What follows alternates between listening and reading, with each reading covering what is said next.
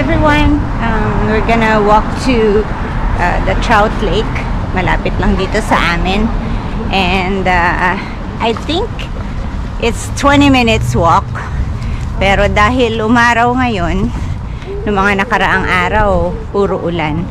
So, i-enjoy namin ngayon ang sunshine. Walk with us.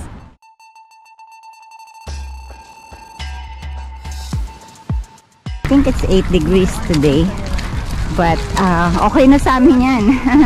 Kasi dito sa Vancouver, kapag ganitong panahon, usually -1 na, or kaya sa ibang area ng Canada, snow na ang paligid. Napakahirap na everyday pumunta sa work, mag-drive, madalas ang kalye, pwede ka ma-stuck sa snow.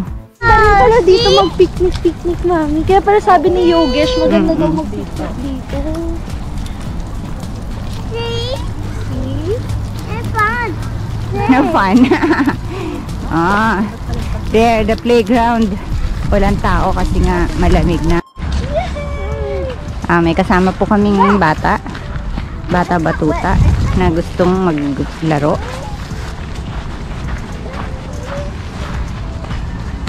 Oh, are you sure you're safe? Ayaw na mag-slide. There you go. You scared him. Did I scare you? Huh? Yeah. Yay! Me!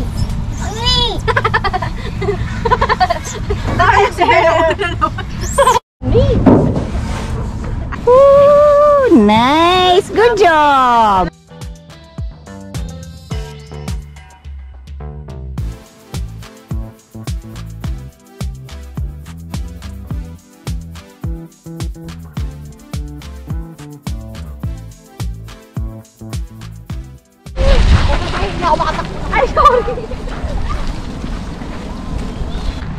So, andito na kami sa Trout Lake. Nothing special really. Pero, you know, it's good to do pasyal kapag andito lang naman sa tabi ng bahay mo. And then, you can just relax and see the nature.